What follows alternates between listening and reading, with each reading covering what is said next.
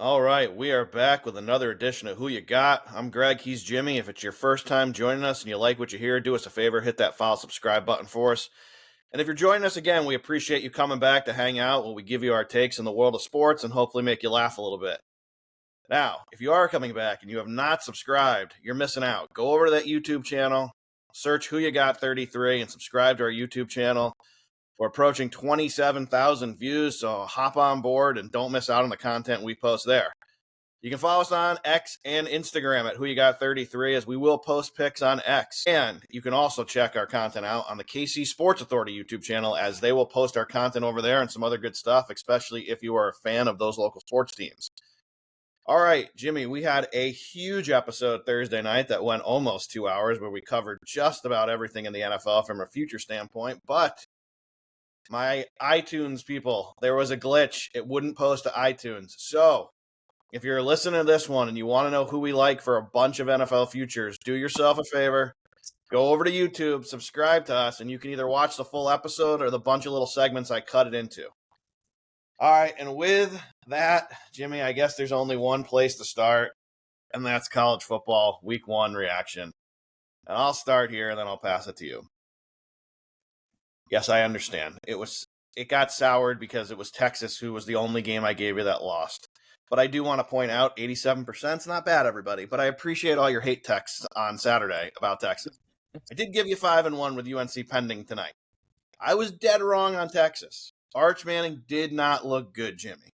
He looked lost, and I did not think that was going to happen. But what I will say to everybody who wants to ram Ohio State up my ass now is they didn't look great either, everybody. They won 14-7, and Texas was in a 2-minute drill to tie the game and possibly go for 2 and win, because that's what I would have done if I was Sark the way that game was going. I wouldn't have went to overtime on the road. I would have just went for 2. But Ohio State wasn't like they were moving the ball all over them. Texas's defense, like we told you, was good. And if you told anyone listening to this right now, Jimmy, final score for Ohio State is going to be 14, you're telling me you would have all bet Ohio State? Absolutely not. You would have backed the truck up on Texas. So it was a terrible start to the year. And the overreaction starting, I got a bunch of texts, Jimmy, to us and to our email saying that Texas will be just like Kansas basketball. They won't even make the playoffs. They're the most overrated team of all time. Hey, look, they're still the 4th betting choice to win the whole thing, and they're still the favorite to win the SEC. So I wouldn't write them off just yet, everybody. Their defense was pretty good. They gave up 14 points to the defending champions on the road. Yeah, look, I'll get into that game specifically, but my big takeaway about the weekend is that it's going to be very competitive this year. I don't think anybody separated themselves as a team to watch. I mean, some of the teams we think are going to be really, really good had cupcake opponents, so it's right, and then other teams sort of flopped. Like, I didn't think anybody looked phenomenal. And I agree with you. Ohio, it says more about Texas to me than it does about Ohio State. Arch Manning just looked lost. If you were watching the Miami game, Dan, what's-his-name, came on and gave a breakdown about how Matt Patricia's defense got in his head and it wasn't all on Arch Manning. But he's not wrong. When they show the breakdown of how they confused him, here's my problem. The passes he had wide open, he was missing. He was throwing sidearm when he didn't need to.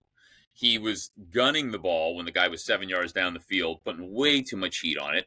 He had the one nice touchdown pass, but otherwise he was inaccurate. And when they went for it on the goal line, he got stuffed, got lucky to get the first down on the 4th down play on the first drive. He went to surge, and it was like he had no surge. Like, it wasn't like his leg weren't there. Like, he was late to hit the line.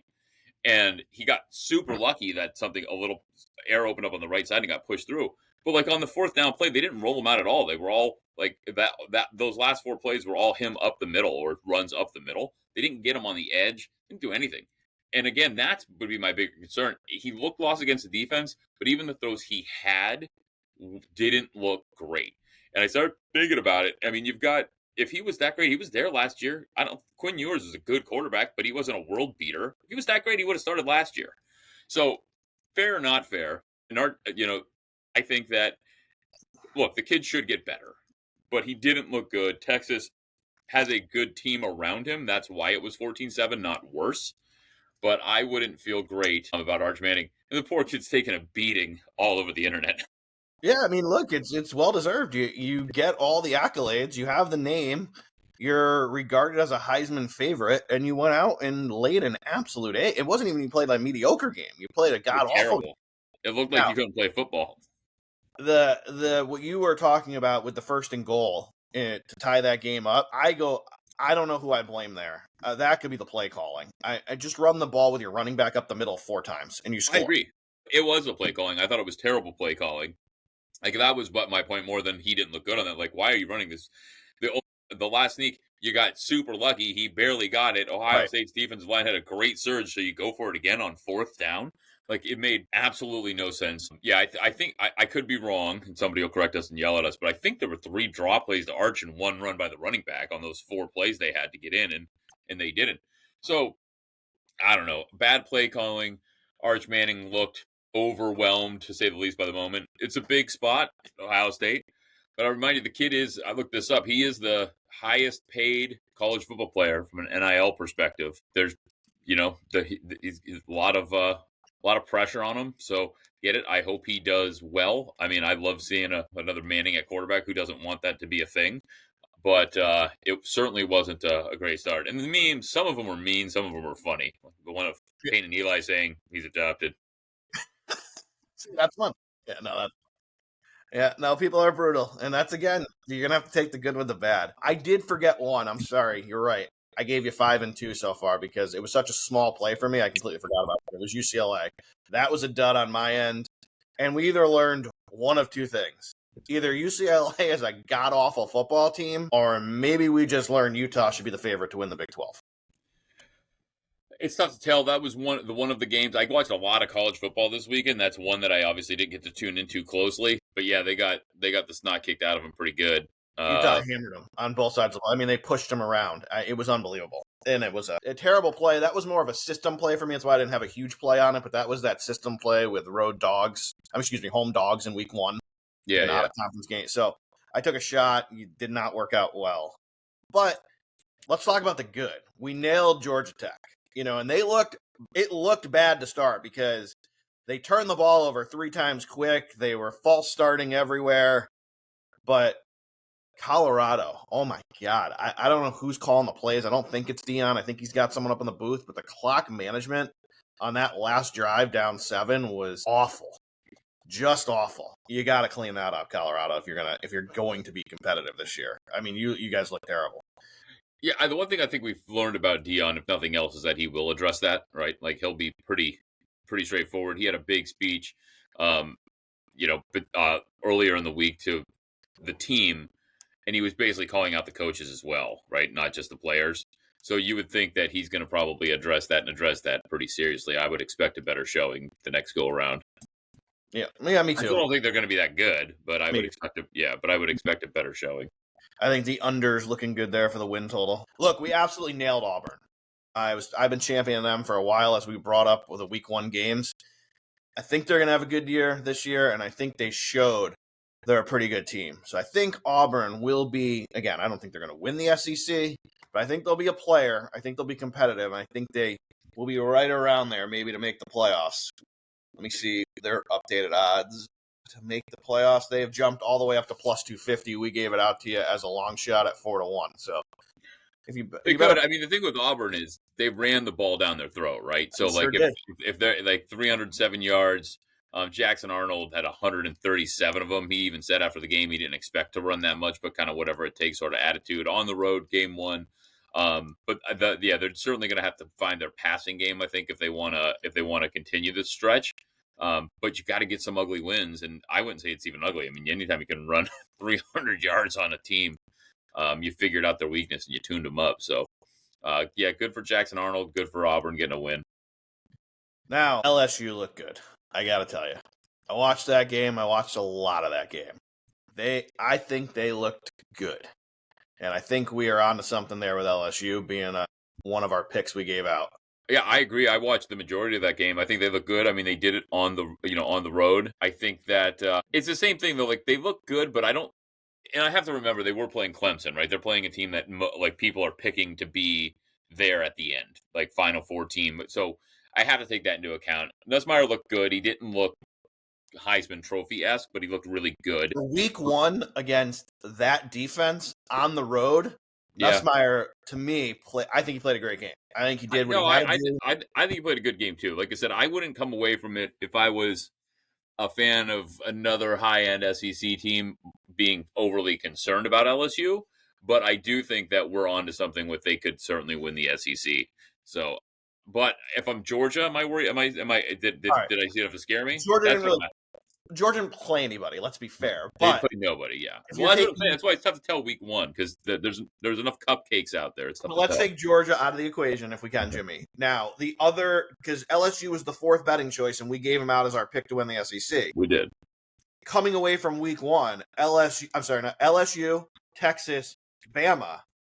Who did you think played the best game? Because it was obviously LSU, was it not? Oh, you're absolutely right. Oh, yeah, it's not even close. So, no, I agree. I think we're right. Believe me. And I think the fact that Brian Kelly finally won an opening day game against tough. Hey, they always have a tough game, which is good on them for not having a cupcake to kick it off. But the fact that they finally got the monkey off his back and won on the road nonetheless. No, I think it bears very well for our play. And look, it always works that way, doesn't it? We said it. Why we loved them so much was watch them win finally when they're a dog and not supposed to. And sure enough, they go in and look. Did he set the world on fire, Nussmeier? No, but I mean, 28 for 38, 230, and a tutty. Oh yeah, good with game. No INTs. I'll take it all day in that environment. I agree. It was a solid performance. I like all of our picks. I think we've got some other things we could talk about that I mean, one game you can't really get ahead of yourself, but I think it couldn't have started much better for us as far as our futures go. No, and I got to tell you, if I'm LSU, I know what you said, maybe you wouldn't be too scared. Here's where I'd be a little worried. And obviously, Clemson, didn't come in with the greatest offense of all time, but either way, they're still Clemson. They still have great athletes there. Yep. The LSU defense, who is a question mark, held them at home to 31 yards rushing. I mean, that's impressive. Yeah, 100%. I think LSU is going to be something to deal with. I mean, when we looked at their schedule, right, this was one we had circled. The Ole Miss game should be tough because it's at Ole Miss. Obviously, the Alabama game looked a little daunting at Alabama, but I'm not scared after what I saw week 1. So I think that sort of flips the script there. The only other game that's even potential is 2 weeks from now in Florida. So, no, I think LSU has a very good chance of coming through, just as we suspected. Yeah, I think they have a good shot to get to that game, to that championship game, and then we'll see what happens. I'm not going to overreact or write off Bama or anything yet. It's 0-1. I don't think anyone saw Florida State coming, but hey, it happened. But I think overall, if we're evaluating it, the SEC took a big hit with Bama and Texas losing, and you now got to look at the Big Ten maybe as your cream of the crop. I agree. And that Florida State game, it wasn't one we posted, but it's one we played. Looking at Florida State of the first 8 weeks, it looked like there was a chance that, hey, they're probably going to get beat week 1. But unless, Mike Norvell just completely forgot everything that he ever knew, they could go on a run after that and have a real shot at the ACC. And I know we weren't real high on them when we did our rankings, but I was thinking about it before the game, and I text you, like, man, this 13.5 just seems too much. If we think that they could potentially go on a run and win 7 in a row, 2 touchdowns at home versus Alabama, who we are not completely sold on, was too much. And sure enough, Tommy Castellanos talked shit on Alabama leading up to the game. All he does is go in there and run all over them. And this box score, I don't know if you got a chance to take a look at it, but I was following the game. It's wild. They had 230 yards. Yep. Tommy ran the ball 16 times. The next closest person ran the ball 7 times. They had 1, 2, 3, 4, 5, 6, 7 people have 2 or more carries on their team. They just, whoever they gave the ball to, Danzy, he had 3 carries, 56 yards. He looked like a world beater, but he only carried the ball 3 times. They were just giving it to anybody, and they were running all over him. Yeah, so very, very concerning if you're Bama. Yeah, I don't know. And it does beg the question, like, is Florida State good? Maybe. Right? Yeah. That's the flip side. If Bama is good, then Florida State's really good. Well, look, I mean, the team was snubbed 2 years ago. They were undefeated, and we said, "Hey, you're Florida State. We're not going to let you into the playoffs. Yeah, We're gonna bring. I believe it was Bama, right? That got in over them. I think it was, yeah, because Florida Yeah, State's quarterback was hurt, and like it was like, hey, nobody wants to see the backup quarterback. I'm like, I don't think that's how that works. I think they're right, undefeated, and they should get an opportunity to right. play. Right? I can't remember. I know it was an SEC team. It was either Bama or Georgia. Someone got in, and it Yeah. probably should have been Florida State. It was one of the two. And it's just, I mean, hey, maybe they reloaded. Maybe last year was a fluke, and Florida State's back. But we'll go to another Florida team because Miami again starting the year off strong. They looked awesome yesterday for 3 quarters, and then they held on for dear life. And what we've talked about when we've been previewing college football this summer is I've said it 100 times, Jimmy. I'm going to say it again. Carson Beck did what Carson Beck does. He managed the game, moved the chains when he needed to, made the big play when he needed to, and did enough to put his team in the position to kick a field goal and win. 100%. And he had a couple of nights. His first touchdown was an awesome throw. I mean, just really, really impressive the way he bought a little time. I mean, threw it where the receiver could come back and get it. That was really impressive. That Malachi Tony looked like he's going to be something to deal with for time He's to the come. problem. He'll be playing on Sundays for sure. But yeah, he was a big problem. Yeah, they looked really good. I got to tell you too, like I was impressed with Notre Dame's poise. I was watching through the first quarter. I'm like, this thing might get out of hand. Miami might run away with this. Good for Notre Dame for having the poise, for sticking around. But yeah, Miami looked good, and we picked them to win the ACC, and I feel better about it today than I did when we picked it. So Oh, me too. Again, this is what Carson Beck does. He manages the game. It's what he did at Georgia. Did he have games where he went out and threw for 350? Of course, because Georgia had athletes. They had great receivers. Miami probably does too, and he'll probably have a few games like that. But I'm pretty sure Crystal Ball would sign right now for 20 of 31 for 205, 2 tutties, and no interceptions every game. Sign me up. oh, 100%. Yeah, absolutely. They looked really good. I think Miami's. I think the U is going to put their mark on this season. So they had all that. Who was there? Michael Irvin was there. Andre Johnson was They on were the there. sidelines. They had the Got 'em crew. all. It was fun. He's at Carson Beck's the second highest NIL guy in all of college sports, which I didn't realize, which makes perfect sense. I mean, I know he had the elbow injury last year and he didn't get to play in the bowl game or the playoffs, but he, yeah, why wouldn't you come back? I mean, he makes. I think they say it's between $4 and $6 million, and he had $10 million in sponsorships. Otherwise, Yeah. why not go to Miami and play a year and make a bunch of money and then see what's what? Exactly. That's that, and I think we're going to see more of that as this evolves. Like, do I want to go to the NFL or do I just take another year of living the high life? One more Right. year living that, yeah, especially for that kind of money. You never know what's going to happen in the NFL. Yeah, take the sure payday, hang out in college for a little while. I mean, why not? All right, we'll end with our boys. What did you think of Michigan, their first game? I loved it. I know the trick play. I think there's a lot of things that can be worked out, kinks that can be worked out as they go. But Bryce Underwood was the question mark, and I'm not ready to crown him the greatest thing on earth here at quarterback. But I think you watched him play and had the exact opposite reaction if you had for Arch Manning. Like, hey, he belongs in this game. Yeah. Like he was calm, cool, collected. He was putting touch and finesse on short passes and quick outs, floating them right in there.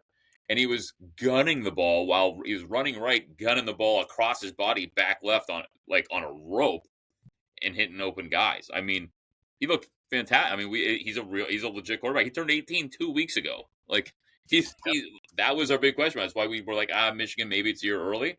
It might still be, but as Michigan fans, our future's bright. Like this is fantastic. Our D is always going to be good, and that's all that can get us to where we need to be. I think we're going to be going into Ohio State with a legit chance this year. I agree. And Michigan's schedule is great. I know. Yeah, great for us. It is great for us. It is, and it's great for us. And it doesn't look like we purposely set up as cupcakes. I mean, we've got Nebraska, Wisconsin. These shouldn't have just been rolled away. Sure, they're not. I mean, sure, Wisconsin's not going to be good this year, but like when we schedule this stuff out, that's not our fault. We're scheduling teams that are usually legit Big Ten contenders. But I have that Ohio State game circled. I mean, we got a cupcake this week, then we've got Oklahoma in 2 weeks.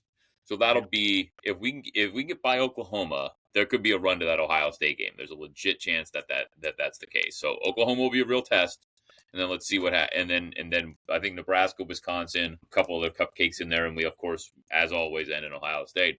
It could, yeah, there's a very good chance that's a very meaningful game, not just from an emotional standpoint, but from a standing standpoint when it comes down to it. Yeah, you can go back on YouTube if you haven't subscribed. Again, subscribe to the channel. We got 33 on YouTube. Scroll through the shorts. You'll see my take on Michigan. I said, would not shock me if they walk into Ohio State with only one loss.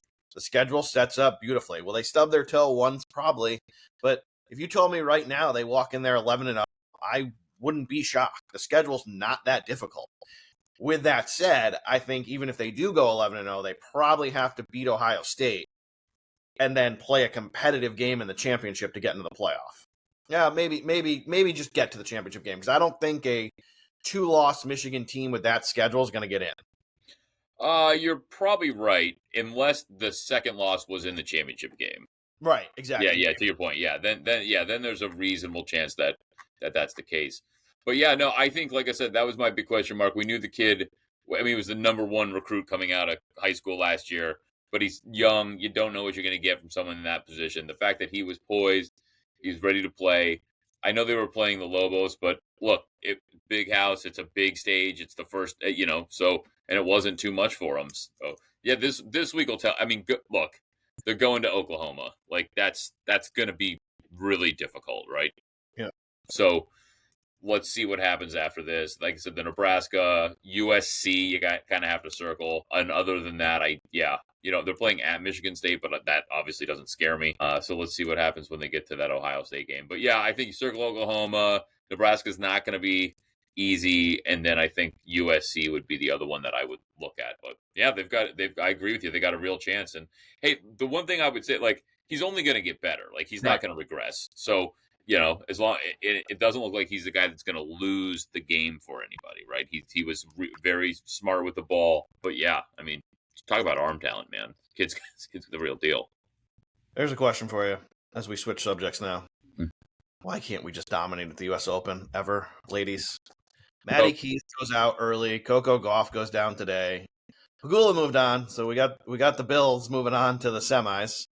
Or is that the round of 8? That might be the round of 8, actually. Yeah, she's in the quarters. Round of 8, yeah.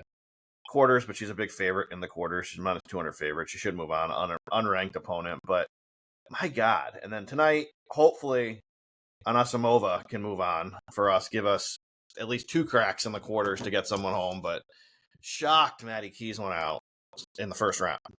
And then Coco couldn't get over the hump today. Yeah, I know. I was following the Coco on my trip back from the shore. So the alerts pop up when she lost. Yeah, I don't know. It would be really nice to get an American in there again. Venus Williams match I was watching earlier. I think it's still going on right now. That was cool to see her play doubles. I know that's a random thing, but just to see a 45-year-old at this point in the tournament doubles match, it's really, really cool. I think they're actually up right now. Is Fritzy got a chance tomorrow against Djokovic? I think so. I mean, I think Djokovic is on the downturn. I mean, he's still really good, but I think he can be. I mean, he's proven that he can be beat. And I think as the tournament goes on, he looks slower, generally speaking. So I think so. When he lost to Sinner, he didn't look good at all. Like and I know Sinner's awesome. So it's like, but I mean, Djokovic used to make people look like that, right?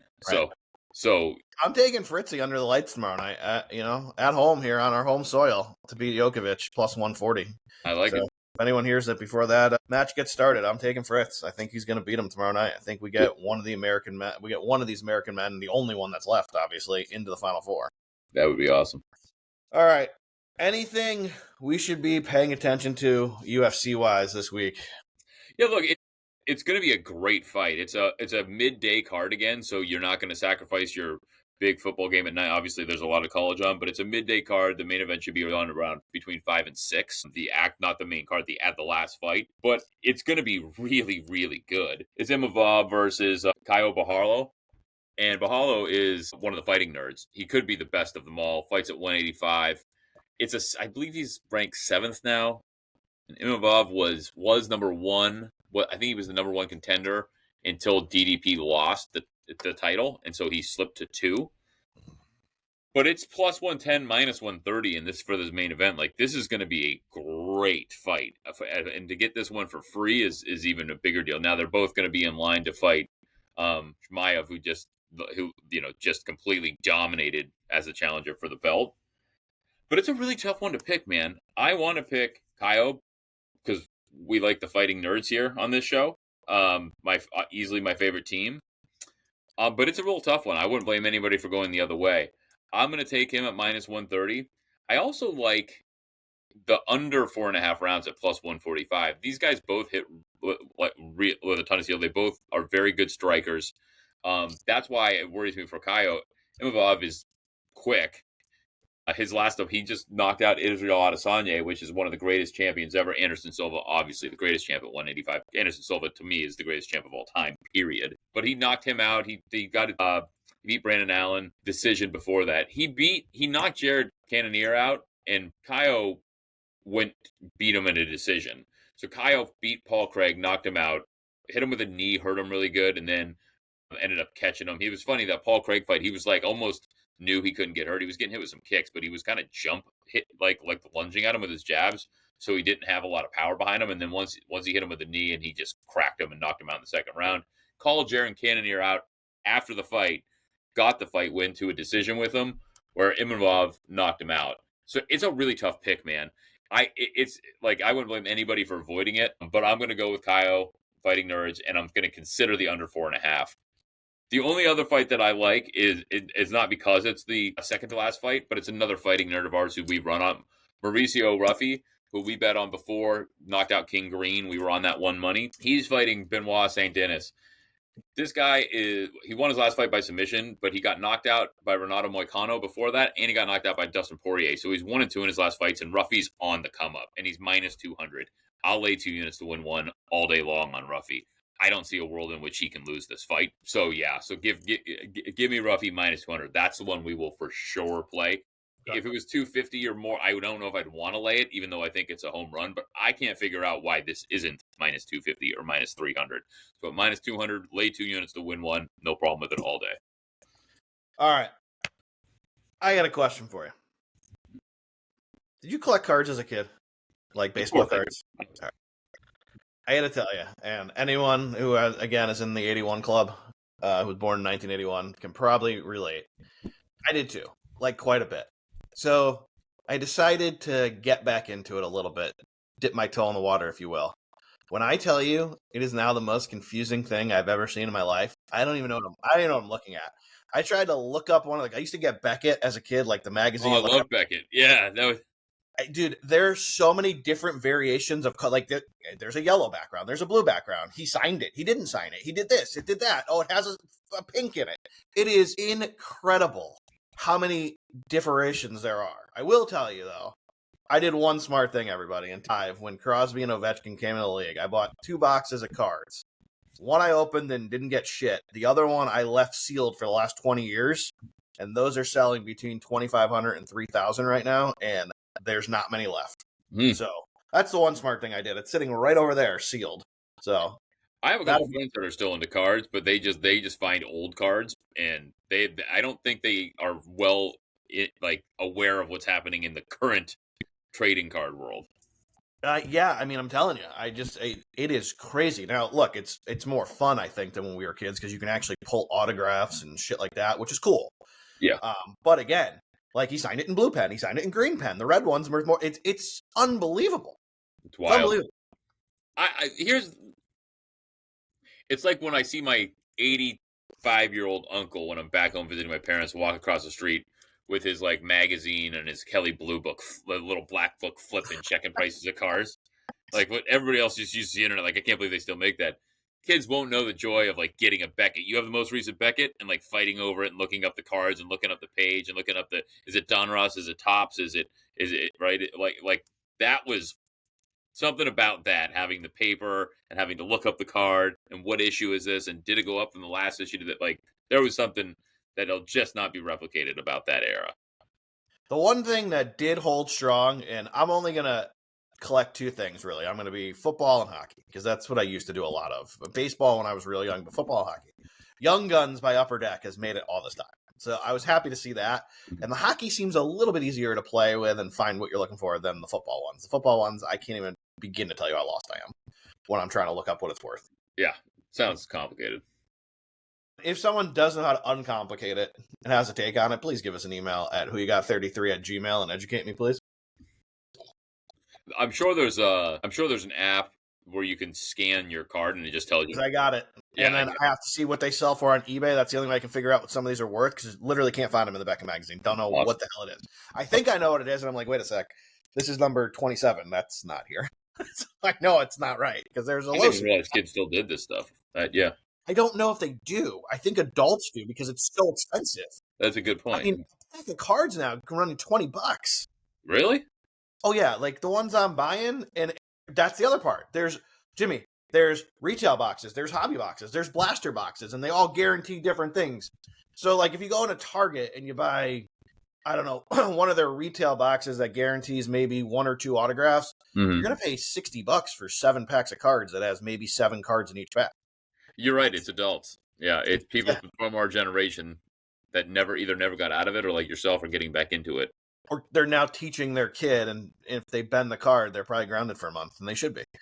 Yeah, I mean, that was our generation. That was everybody heard that in the mid 80s. You know, when I was a kid, we had all these cards, but we put them in our bicycle spokes. I know. When we were kids, I luckily sold a lot of my cards while they were still worth something until someone finally, the internet was born, and then they realized there's 7 million Mark McGwire rookie cards, so they're now all worth 8 cents. That's what happened. And now, that's what's cool now, is you're literally getting cards that are numbered 1 to 150. So you know there's only 150 of them. That's cool. So that part I do like. All right, some comments from last week. Fellas, they loved Keegan. They think Keegan was a great addition to the show. Keep him coming back. We will try. It's a good format. People loved it. Jimmy, you got some comments. It was your best show ever. They would like you to keep the bourbon flowing on my show. Listen, I will happily sign on for that. So thank you. And then they liked, and I appreciate the comments here, everyone, that I'm fading the chalk in most leagues, and I'm not just sitting here saying, oh, Ravens, and oh, this, and oh, that. No. No Chiefs for me. Yeah, So no thank Chiefs you for for me that. either. All right. I'm trying to think if we had. Oh yeah, and we had a couple questions. I'll save one for a minute, and then I'll address one that wanted to bust my balls. I know you can't see it in the full screen. Yes, I own other clothes. I don't just own a gray hoodie. It's because it's got our logo, but you can't really see it because of the shop. But thank you for making the comment that I've been wearing the same thing for the last month and a half. We appreciate it. All right. We appreciate you watching for a month and a half. We appreciate you watching and noticing just to bust my balls. Right. All right, Jimmy. MLB. Here's the topic. Here's my question. I think I know where you're going to go. With 27 days now to go on the season, what race are you most intrigued by coming home? Well, I mean, obviously the only one that I'm watching very closely, like keeping up on the scores day to day, actually watching every game that I can, is the Mets. So I'm watching that closely. Boston and New York and the Sox and the Yankees tied is now very, very interesting, though I think Boston's going to pull away. But the Yankees' schedule really lines up favorably in September. So that's the only place you might get hosed there. So I'm sorry, I should have phrased it better. Yeah. I was more division raced. Are you the AL East? Are you AL West? Are you NL West? With these all being within 3 games now. So I'm going to say the East, just because Toronto, New York, and the Sox are right there, and that's, to me, the better rivalry and the more heated matchups. I think the Dodgers even being in this position is shocking, but it's just the two of them. There's nobody else after that. And like I said, if you would have, any of us, if you would have said the Dodgers are only going to have a 2-game lead over the Padres in September, we would have been like, yeah, come on. Or we would have thought the Padres were just also world beaters when don't forget, Jimmy, a month ago it was reversed. The Pods actually took a lead in this. Yeah, I know, but the whole thing is just shocking to me. So that's interesting. But I think, it's got to be it's the AL East. It's Boston. It's New York. You throw Toronto in there. It's interesting because Toronto is leading the way, right? That's why Toronto. If it was Boston, New York, and Toronto down a few games, it wouldn't be as interesting because it'd be Toronto down. But since Toronto's leading it, it makes it interesting.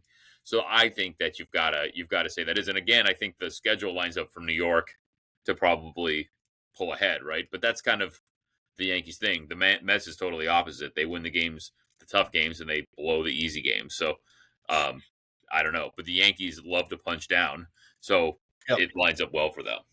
Yeah, I'm with you. The East for me is the most intriguing one left for a few reasons. One, you said it, the Blue Jays are at the top of the division. It's not like they're chasing, they're trying to fight everybody off.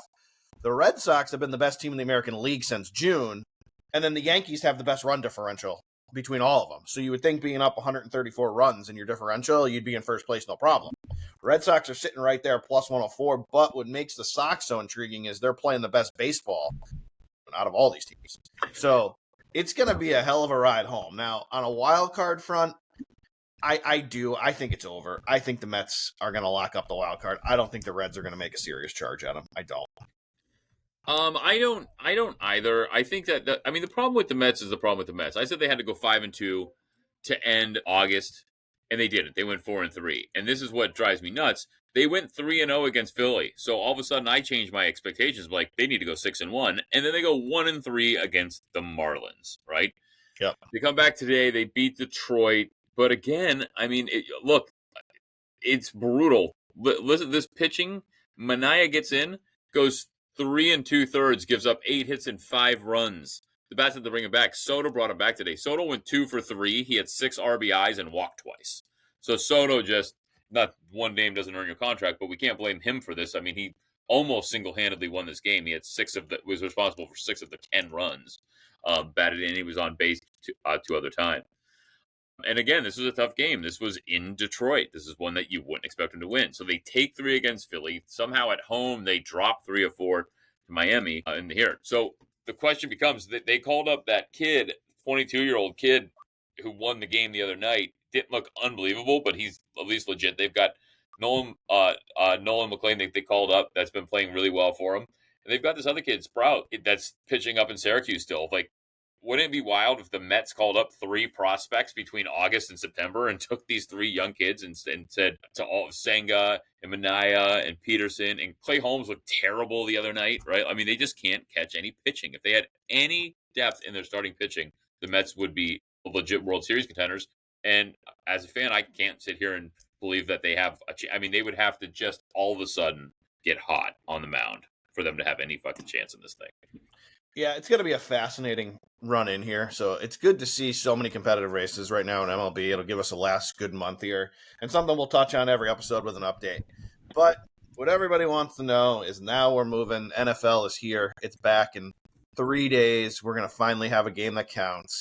So one of the questions we got in, Jimmy, was do we have any last-minute fantasy takes for the people who have their drafts tonight, tomorrow? Well, tonight might be too late for you to hear this, but tomorrow night and Wednesday, which is also a huge draft night because it's the last day before we have football. So a lot of people like to draft on that Wednesday, make sure all the news is out and all the injuries are done. I got to tell you, he's moved up the board quite a bit, and I understand why. So I'm buying CD Lamb going off the board number 2 now, especially with Micah Parsons now out of there. I think that offense, they're going to be throwing a lot. And if Dak stays healthy, I can see CD being wide receiver 2 or wide receiver 1 this year. So I got no problem with you taking CD off the board at 2. And if you want to take a shot and take him over Chase, yeah, I can see you doing that with the first pick now.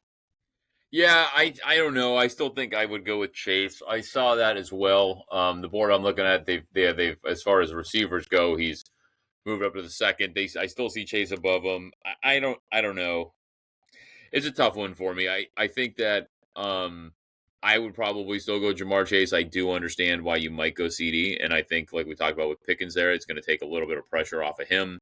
Will he get more opportunities? CD's a phenomenal receiver. So it's hey, it's a good position to be in to have your choice of one of those two. If you're sitting in the 2 hole and somebody takes Bijan number 1, I mean, I don't think there's a wrong answer. There'll be revisionist history, but like you can't, like, that shit happens. You can't judge it by that. So yeah, I think I wouldn't hate anybody for pulling the trigger on that. Is there anyone sliding down the board that you agree with? I have one. Uh, no, I mean, I look at these, but I don't have it memorized who's up and down. One person that I think is underrated here as I've gone on that I've been talking about, because I actually think he's going to end up as a team's number one, is I think Devontae Adams being on the big board, ranked in like mid to late fourth round. I think he's going to have a bigger year than Puka Nakua. I mean, I think Puka Nakua is really good. He as the number one option, who he was with Stafford feeding him the ball. Devontae Adams is an all-time great receiver, and he's not over the hump yet. Like to think that, and if Stafford's back, we've talked about it. Stafford loves to feed somebody he gets hot with, and the other guy's going to take a back seat. And I think there's a real chance Devontae Adams gets hot. Now, I'm not telling you to reach for him. I'm telling you I wouldn't draft Puka. I would avoid Puka because I think that there's a very good chance that's going to happen. And I would probably take Devontae Adams early third. Yeah, I wouldn't wait till the fourth because I think he's going to have a big, big year. All anybody is talking about is this guy's football IQ, like how good he is. And go back and watch the tapes when him and Rodgers was good. He had to, I mean, Rodgers was pinpoint accurate, but he would throw the ball with nobody. Like their back shoulder game was unbelievable. So Yeah. among other things, so that's one that I'm watching. What about you? Who do you like that slide? I don't like. I wouldn't say I like who's sliding, but I understand why they're sliding. I kind of pointed this out in the summer, and it looks like now that we have more draft data, people are reacting this way too. And that's Derrick Henry all the way down to 22 now on the board overall. And again, I get it. He's RB7 coming off the board now instead of in those top 3-4 clicks. And I would be concerned too. I mean, he's getting up there with age. Father Time is undefeated. So I would not reach for Henry. I think there's better, younger options there. So I can see why he's fallen a little bit. Yeah, Baltimore has another running back as well. I don't know why I'm drawing a blank on names because that's what we do around here. But they have someone else that could take a reasonable amount of the load and end up usurping him at some point. Now, I still like Henry. I have him in a keeper league. It's no secret, but I like him based on value where I'm getting him mid to late third round. He'll end up being drafted. I think there I've got a pretty good value play. But yeah, it's tough to draft somebody at that age that early in the draft. Right. You think you're referring to Justice Hill? I don't know how much load he's going to take though. No, They're going to run. They're going to run. I could have swore they had someone else there. I mean, I could be wrong. I've been wrong before. You're referencing? I thought they had a rookie. Oh, maybe who just hasn't really proven himself yet. But I'm assuming Justice Hill is number 2 on the depth chart still. Probably. Yes, you're most likely right. They've got no. Yes, he's a second year player. They got Rashawn Ali. They've got and Keaton Mitchell, third year player out of East Carolina. They're talking about him. They're talking about one of those two. I think it's Keaton Mitchell taking on more of the load this year. So, but who knows? I mean, look, neither of them are Derrick Henry or will ever be. But if Derrick Henry is, like I said, he's a little long in the tooth. If injuries catch up with him, if someone else gets hot, who knows what'll happen? All right. Well, good luck to any of you drafting over these next couple days. We will touch on it quickly on Thursday's episode, and then we'll get into more depth as the year goes on. But here, I will already tell you this, and I will say it again on the next episode. There's no starter sit debate for week 1. Whoever you drafted to be your starter, play them in week 1, obviously. Why would you have drafted them if you weren't going to start them? Don't look into any projections or all that. If you drafted this person because you thought they were on your starting team, play them. Yeah. That's why you drafted them. Put them in, coach. All right. Survivor is back, and here we go. NFL Week 1. Every NFL week, we'll kind of give you our first episode, which we'll try to post every Monday. We'll give you where we're leaning for Survivor, and if anyone's in the big contest where you pick 5 games against the spread, we'll kind of give you where we're leaning there. We'll always break down the early NFL game being a Thursday game, and if they ever have the week games when we get into those weird holiday weeks, Jimmy, we'll give you those games too on our first episode. And then on our Thursday episode, which we'll record while we're watching the Thursday night game, we will give you our adjustments and our final picks for Survivor because there's probably going to be no weeks where we actually take the Thursday game unless we're forced into it because we like to pass on the Thursday game and see what happens. All right. With that said, right out of the gate, give us a little bit of Survivor strategy, Jimmy. Me and Jimmy have 11 entries right now in the big contest at DraftKings, and we're in a capped league where we split the entry, where there's only 60 people in it, and you walk away with about $2,600. So What's the strategy, Jimmy, with 11 entries? What's your strategy in the one we have one? So here's the strategy, and Greg and I have done survivors for years. We've done them as a team, we've done them individually, and we do pretty well. Now, to be clear, it's tough to win a survivor that you start week one, but you'll see on DraftKings, they'll have a new one starting every week. And when you get later in the season, you're not going to get a huge return, but it's very easy to get a return on your investment as we go. We make it pretty far, and we have pulled some dollars out of these early ones. The way you do it, first of all, week one is a bit of a crapshoot. It just is. There's no way to say it. That's why there's years where 80% of the teams get knocked out. It happened, 2 years ago, Greg? Like 3 or 4 years ago, yeah, where the Patriots beat the Bengals, missed a field. Yeah, it was a crazy week, and like 80% of the field was gone first week. Yeah. So shit happens the first week. It's difficult. So what we You're talking about 2 years ago, Jimmy, is that was the Patriots Bengals game that I was talking. That was 2 years ago, knocked out almost 40% of all pools. Yeah. One game. So, yeah, it's wild. So what we do, our strategy is the first week in the one with 11 picks, we diversify it amongst typically 2 teams. You might go to 3 depending, but you only do that week one. And other people will tell you not to do that, right? And I understand why you wouldn't do that if you were sure, but week one's such a crapshoot that if you diversify it a little and you're worried about, and I'm not talking about even, you got 10 picks, I'm not saying 5 and 5, you might go 8 and 2. Like, look, we expect this to win, but in the off chance that shit hits the fan like it did, we've got these 2 that'll make it through. After that, until we get to, and we judge it depending on who's left in the pool, but until we get to week 7, 8, or 9, we put the same play on the same team. Do not try to pick 4 or 10 different games, or 4 different games, or 5 different games. Pick one game. It's tough. If you can pick 8 games every week, parlay them together, and retire from your job. Right. It doesn't work. Find the game, put all your picks on them, and then at the end of the year, when shit gets dicey because you don't really have any favorites and it's getting wild, at least you still have some good plays left because you've kept these other teams open. Yeah. That's how we play it. And yes, and I brought Jimmy to the dark side because one of the first debates we ever had together was over Survivor. And I said to Jimmy, I was like, Jimmy, why would we try to go 2-0 every week? Like, I get it. We might get knocked out, but I'd rather hold them to the end where it actually makes sense than try to go 2-0. The NFL's tough. Yeah, it's really tough. But week one is where we always kind of lined up where, hey, we got a bunch of entries. Let's get through week one and then kind of see where the field's at after all the nonsense that we know is going to happen probably happens. So right now, out of the gate for me, teams I'm looking at, the first thing I'm going to do is not play Thursday and root like hell for the Cowboys because I know a lot of entries are going on the Eagles. And I'm hoping the Super Bowl hangover happens and we knock out, even if it's 25%, that's 25% of the money that our entry is now worth 25% more, even if those people reload, because you can still buy entries up until Sunday. So, you know what I mean? We'll just get more money, more value for our $10 entry. I like the Bengals. I don't know if we'll put a few on there or not, but I think the Bengals will win this year, their first game. My lion's share is going to be, unfortunately, the chalk. I don't see a world where Denver doesn't beat the Titans at home.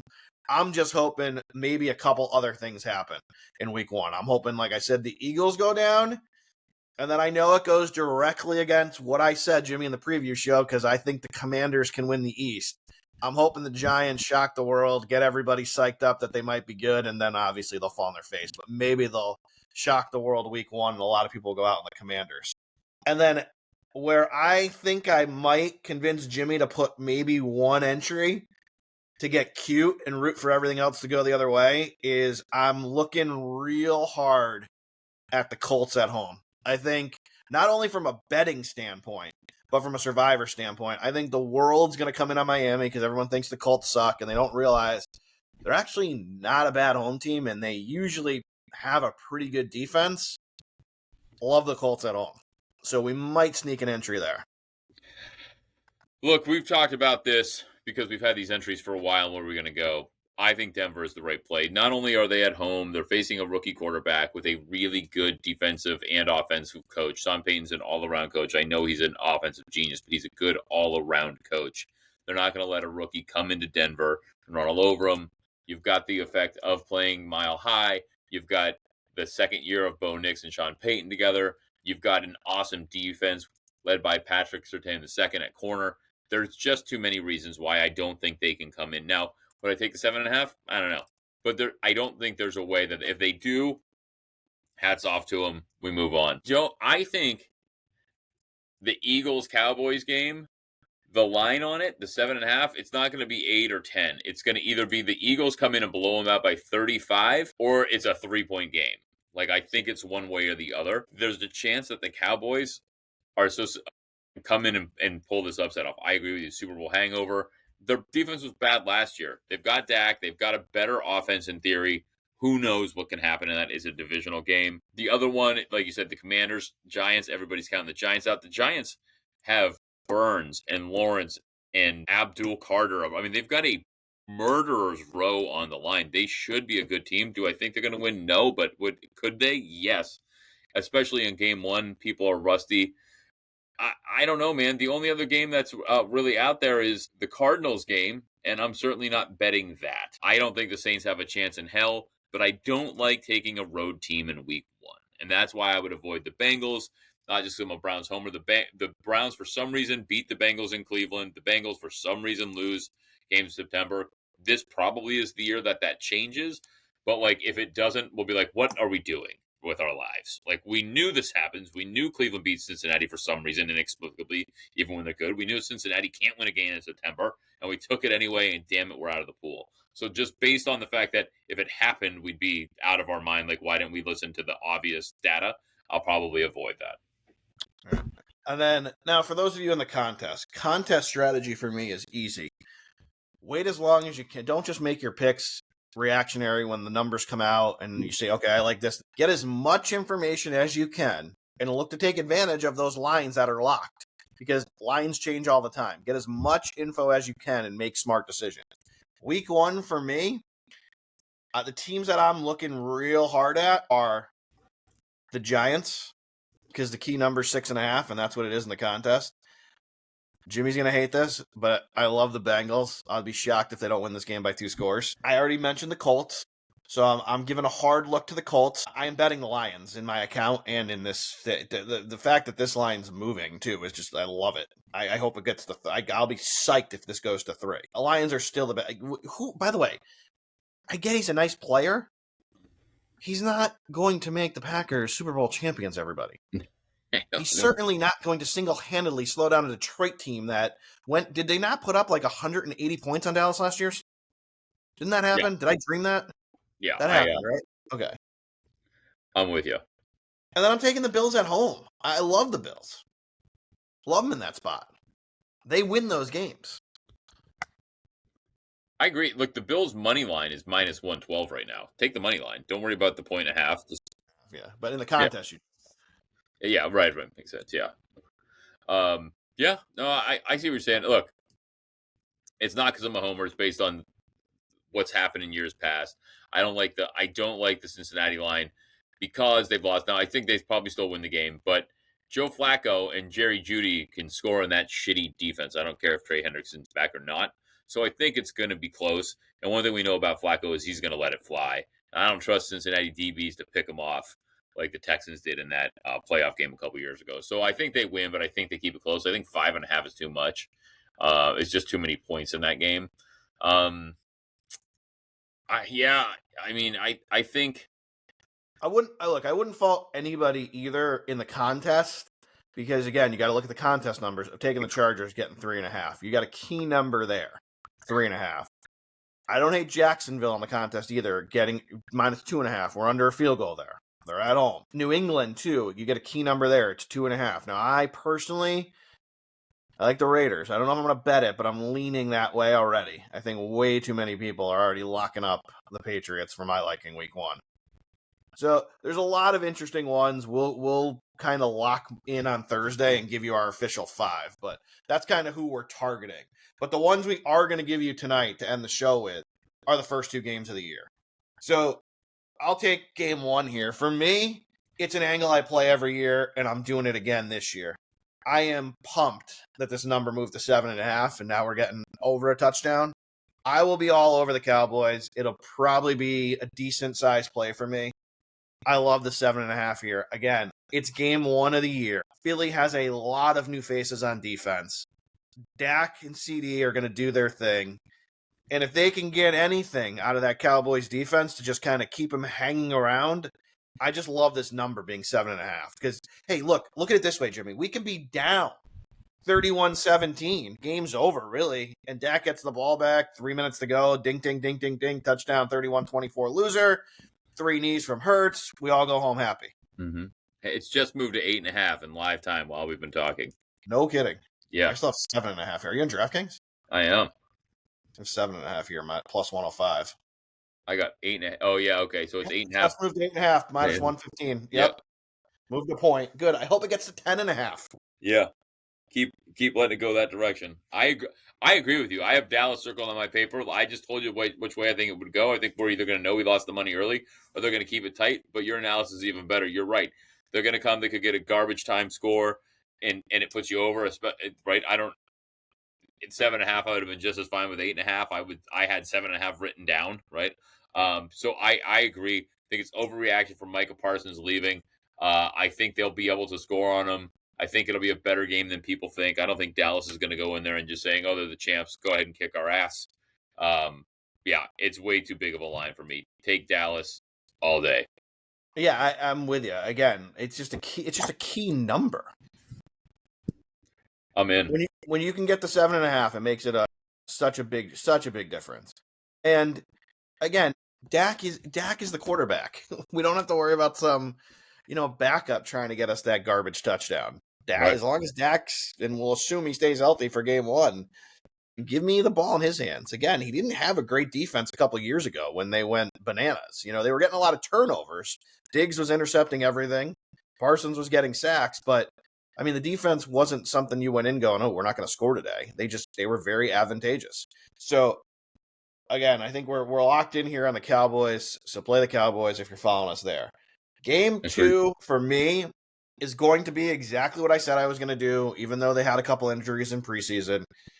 I am going to take the Chargers in Mexico here, and I'm going to wait though, Jimmy, to kick off. I don't think I'll stub my toe here, and this number goes to 2.5. I think it goes to 3.5 before it goes to 2.5, because I think Chiefs money will come in late on the favorite, and Mahomes and Kelsey and all that nonsense.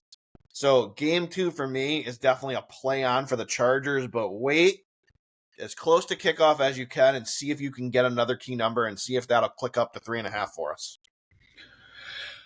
So you wait as long as you can. Hopefully, take the Chargers, get in the 3.5. That's your take. Yeah, I'll get them at 3, but if I can get that half point, obviously that makes all the difference in the world. Yeah, no, I think so. I agree with you. I think the Chargers at home getting 3 to me is a gift. It's in Mexico. Oh, that's right. Yeah, you're right. It's in Mexico. My bad. Almost home, right? Yeah. Well, they're almost. Neutral site. So, look, I think that it is. The Chiefs win a lot of close games, do they not? I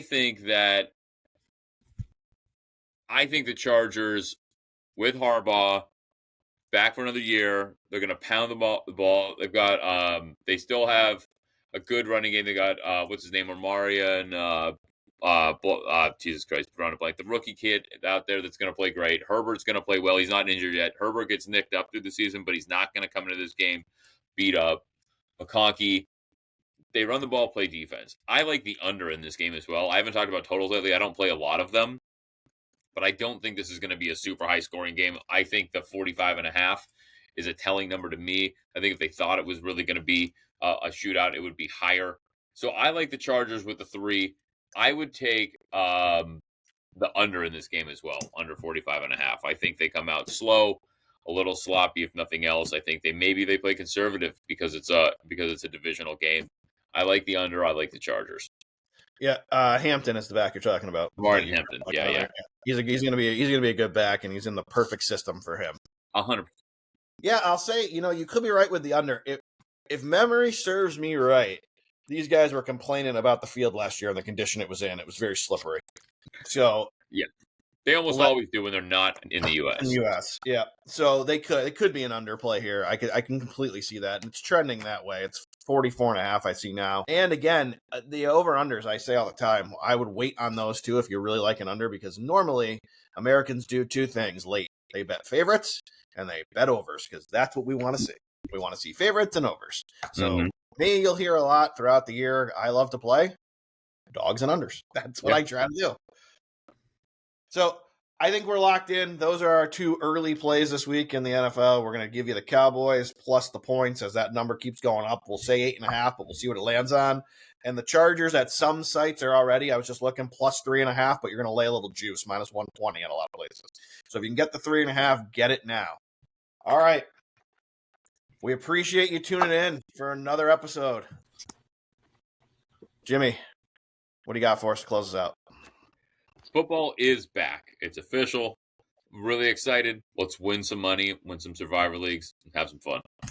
All right, follow those picks on Instagram and X at Who You Got 33. More on X. Jimmy's trying to get that Instagram fired up for y'all, but we're having some difficulties there, linking everything together. So follow the picks on X for now. We'll give you an update on Instagram when that gets going.